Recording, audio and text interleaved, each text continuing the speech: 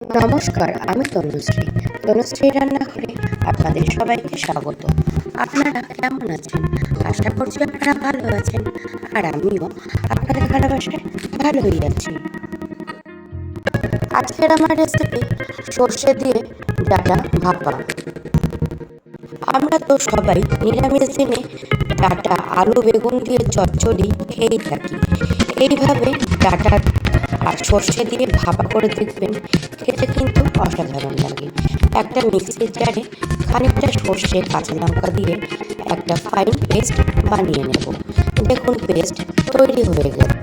আমি ডাঁটা আগে থেকে কেটে সেদ্ধ করে রেখেছিলাম। একটা কড়াইতে খানিকটা সর্ষের তেল দিয়ে কালো জিরে ফোড়ন দিয়ে দিলাম। ভাপানো ডাঁটাগুলো এবার কড়াইতে দিয়ে দেব, দিয়ে হালকা নাড়াচাড়া করব।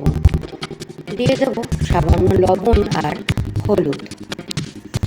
পুরনো বন্ধুদের অসংখ্য ধন্যবাদ আমার পাশে থাকার জন্য। নতুন বন্ধুদের জানাই সাদর আমন্ত্রণ। নুন হলুদ দিয়ে ভালো করে নাড়াচাড়া করে মিশিয়ে নেব। দিয়ে দেব সামান্য একটু জল, যাতে ডাঁটাগুলো ভাজার সময় কড়াইতে না লেগে যায়।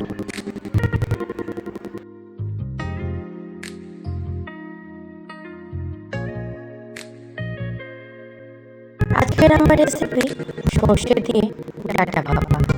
যদি আপনাদের ভালো লাগে, ভিডিওটা স্কিপ না করে সম্পূর্ণ দেখার অনুরোধ রইল।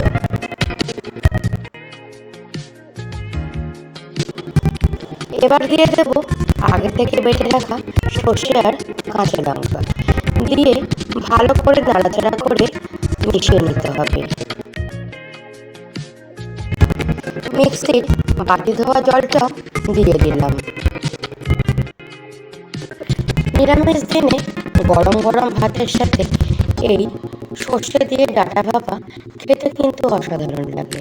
আপনারা একবার হলেও বাড়িতে ট্রাই করতে পারেন।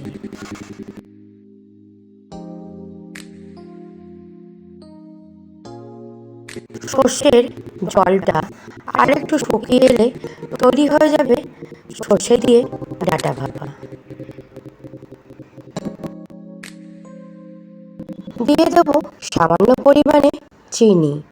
যে কোনো নিরামিষ রান্নায় একটু মিষ্টি না হলে কিন্তু ভালো লাগে না, আর আমি যেমন সব রান্নায় চিনি ব্যবহার করি।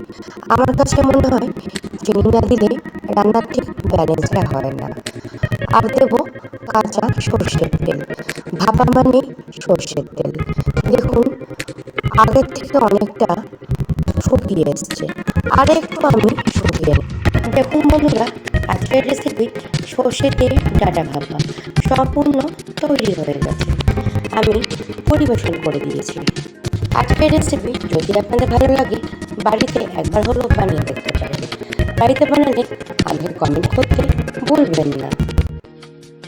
আপনারা সুস্থ থাকবেন আর ভালো থাকবেন। অন্য কোনো রেসিপি নিয়ে আপনাদের সঙ্গে আবার দেখা হবে। টাটা বন্ধুরা।